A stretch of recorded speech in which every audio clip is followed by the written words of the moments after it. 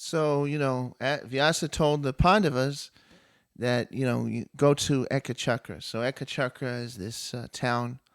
It's actually near Mayapur. I haven't been there, though.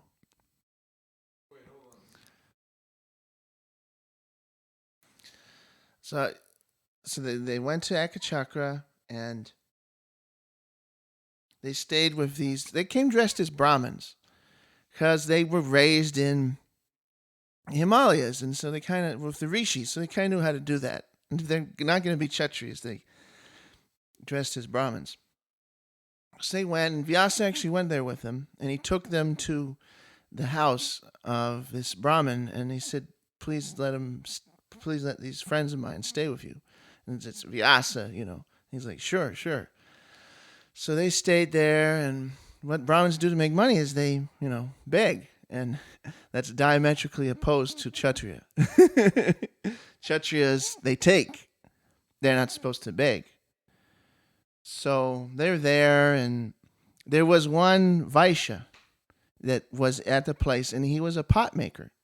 Now, there's the difference between a Vaishya and a Sudra is this: if you sell the things, then you're a Vaishya. If you work for somebody else, you're a Sudra. That's the difference. So be ever so humble. The uh, the turnip farmer is the Vaishya, and the guy that works for the Fortune 500 company is the Sudra. That's just the way the Varnashram system works.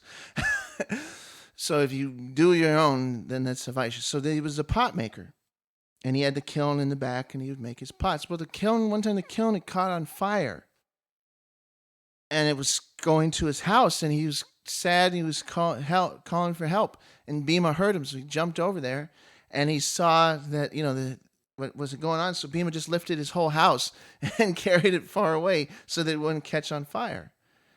And so the pot maker was so happy. He said, "I'll make you a pot big enough, as much clay as you bring me." So, well, Bhima can carry a lot. So he ended up having a pot as big as a house. So Bhima had this pot as big as a house, and he would go from door to door with this big pot. And he'd put it down, and he'd say, "Put food in." And he'd go to all the Vaishyas, and then say, "Put food in." Because, he's a Kshatriya. He can't ask. He has to demand. And because the Kshatriyas take taxes, in his mind, he couldn't break his dharma. Even though he's in disguise, he's not going to break his dharma. So he put the food down. He put the pot down and say, "Put food." So people would come out, but he would say it in a jolly way, not like a mean way. And people were so happy that this, extreme thing would happen. This guy would come, this monster-sized pot, and say, "Put food in," but like in a laughing voice. So they were happy, and he'd fill up his pot with food every day, and they'd bring it back, and then he would eat, and he was happy. But then, Yudhisthira said, "Bhima, you have to stay home." And Bhima was like, "You guys won't get enough food. I could get enough food. Otherwise, I'll be hungry." But they're like, Yudhisthira's like, "No. You go out, people are going to talk about this. You got a pot as big as a house. And the way you talk to people is just like a Kshatriya at demanding taxes. So the word's going to get out, and Duryodhana will find us. So we have to stay hidden for now. So we'll go." So all the Pandavas, the other Pandava brothers, Yudhisthira, Arjuna, Nakula, and Sahadeva, they would go out. But they're Kshatriyas, so they couldn't break their dharma either. So what they would do is they'd all they'd put their pots out, and then they'd knock on the door, and then they'd just stand out there with their faces on the ground.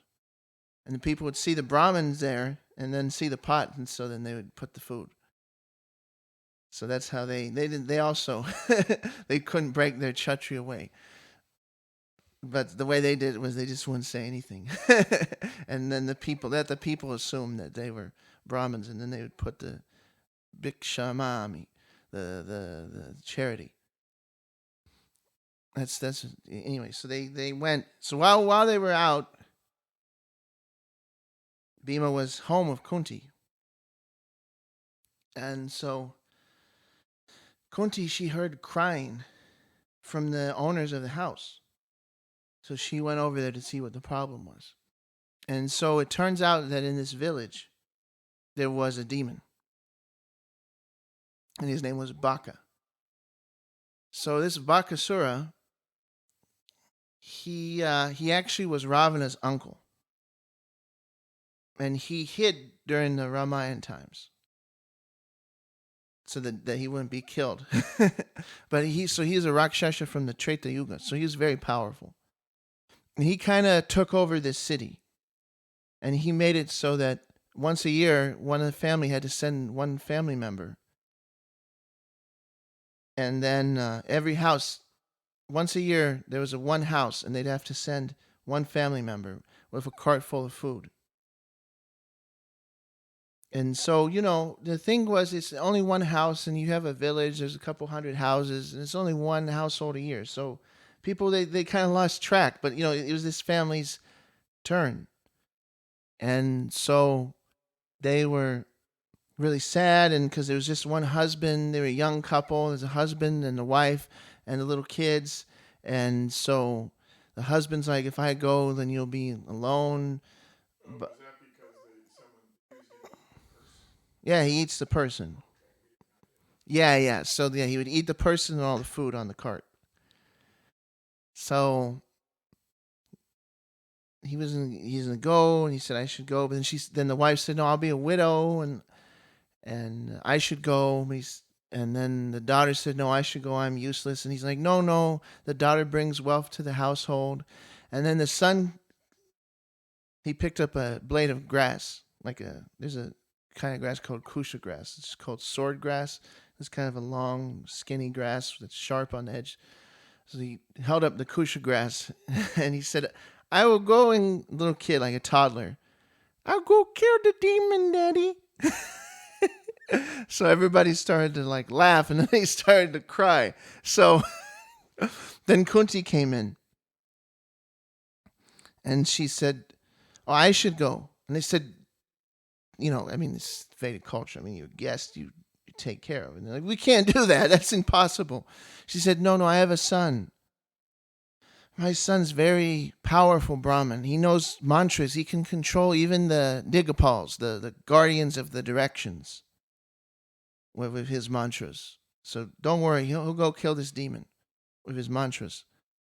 And they're like, are you sure? And she's like, no, I have to do it. So like, okay. So then she went and she explained the situation to Bhima.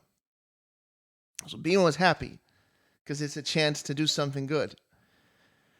And all the Pandavas came back, and Yudhisthira was annoyed, and he was worried, and we can't lose Bhima. And she's like, Bhima, we're Kshatriyas. We can't just let these poor Brahmins get eaten by a monster.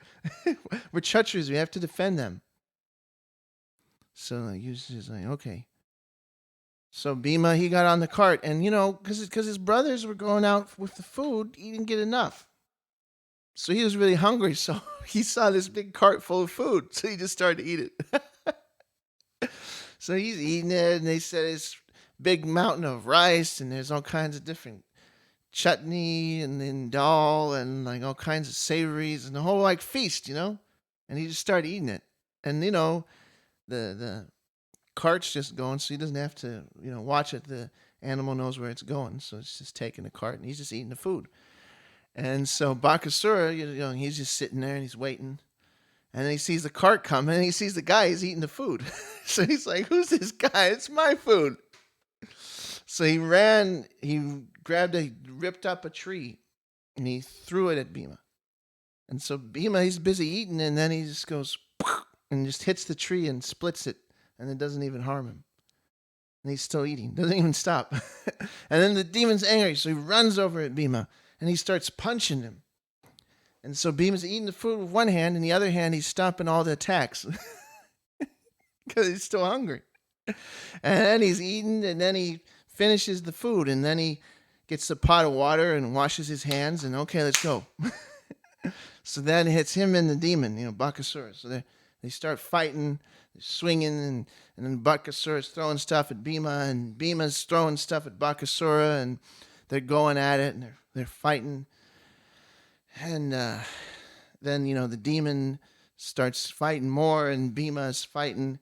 And so finally, Bhima, he picks him up and he throws him down on the ground. And he puts his foot on the small of his back. And in one hand, he grabs him by the chin. And the other hand, he grabs him by the ankle. And he bends him backwards like a pretzel. He breaks his back. And then he just kind of. And then he like breaks every bone in his body and just kind of lays him on the cart. And then when he kills the demon, there's a big roar. And so Bakasura has some Rakshasa cousins. They hear it and they come over and they said, "Where's Bakasura?" And Bhima lifts his head up. Here it is. So, the demons, you got a problem? So you get out of this town. So then they all run because Bakasura was the biggest, toughest one. So this guy just like creamed him. So they're like scared. So then he goes back to the town and he just kind of sets the cart right in the front gate of the city. And then he took a bath in the river and prayed to the Shringadev. Thanks for helping. And that's how Bhima beat Bakasura.